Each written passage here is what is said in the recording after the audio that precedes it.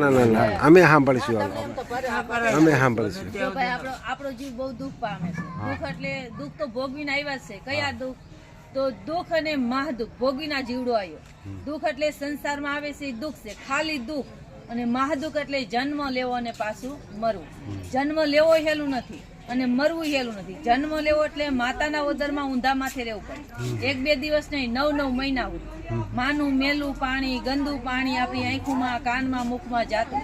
શ્વાસ નહોતા લઈ શકતા, મસ્તક પાણીમાં ડુબાડેલું તું, શ્વાસ નહોતા લઈ શકતા.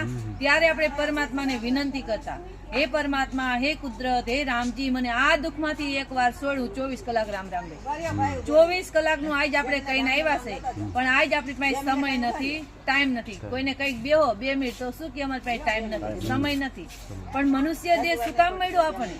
કહા સે આયા કહા જાયેગા, ખોજ કરો અગલે ઘર કી. સદગુરુ મિલે તો શાન બતાવે, ખોલ દેવે અંતર. જ્યારે આપણને ભવતારી સદગુરુ મળશે ને, ત્યારે સમજણ આવે કે હું કોણ છું. હું એટલે આપણું આ શરીર નથી, હું એટલે આપણો જીવ તો ક્યાંથી આવ્યો? એક વાર મનુષ્ય દેહ નહોતો મળ્યો ત્યારે આ જીવ ક્યાં હતો? અને હજી પણ આ શરીર છોડીને જીવ જાય છે તો ક્યાં જાય છે? એની આપણે ખબર હોવી જોઈએ કે નહીં? અત્યારે નથી, પણ સદગુરુ મળે તો એની સમજણ આવે કે આ જીવ ક્યાંથી આવ્યો ને ક્યાં જવાનું. આપણો જીવ બહુ દુઃખ ભોગવે છે. અરે જન્મવાના દુઃખ, મરવાના દુઃખ, ગઢપણના દુઃખ, ગર્ભના દુઃખ, 84 ના દુઃખ, નરકના દુઃખ, જમનો માર, બધાય દુઃખ આપણો જીવ ભોગવે છે, બહુ ભોગવે છે, બહુ દુઃખ પામે છે.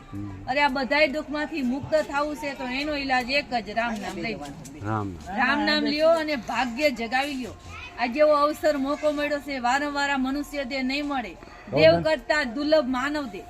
દેવતા મનુષ્ય દેહ ની ચાહના રાખે. બ્રહ્મા, વિષ્ણુ, મહાદેવ, 33 કરોડ દેવતાના રાજા ઇન્દ્ર મનુષ્ય દેહ માંગે. ઓહો પ્રભુ માં નવતન દીજે ભરતખંડ કે માય. કેવલ ભક્તિ કરું સંત સેવા, ઓર કર્યા કશું નહીં. કોણ કે છે? ઇન્દ્ર બોલે છે, હે પરમાત્મા, મને મનુષ્ય દેહ આપો ને તો ભારતમાં આપો. હું કેવલ રામ નામની ભક્તિ કરીશ, રામ નામી સંતોની સેવા કરીશ. કોણ બોલે છે? ઇન્દ્ર. અને જે જગ્યાએ ઇન્દ્ર મનુષ્ય દેહ માંગે છે એ જગ્યાએ મનુષ્ય દેહ આપણે મળી ગયો ભારતમાં જ. ભારતમાં જ મળ્યો કે નહીં? આપણે મનુષ્ય દેહ ભારતમાં મળ્યો. અને આપણે શું કરવા લાગ્યા? મારા દીકરા, મારા મકાન, મારું કુટુંબ, મારું પરિવાર. અરે મારું મારું કહીને મેળવું તારું નથી તલભાર.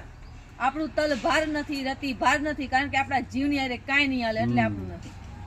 પરમાત્માએ આવો મનુષ્ય દેહ દીધો. આંખની જગ્યાએ આંખું બનાવી, કાનની જગ્યાએ કાન, મુખની જગ્યાએ મુખ, હાથની જગ્યાએ હાથ, પગની જગ્યાએ પગ. સુંદર મનુષ્ય દેહ દીધો કે નહીં? જો આંખની જગ્યાએ કાન આપી દીધા હોય અને કાનની જગ્યાએ આંખું આપ્યું તો પરમાત્માનો આપણે શું ખરાબ કરીએ? અરે હારી બુદ્ધિ આપી ત્યારે આપણે અહીંયા આવી હગી છીએ અને બધું કામકાજ કરી હગી છીએ. હારી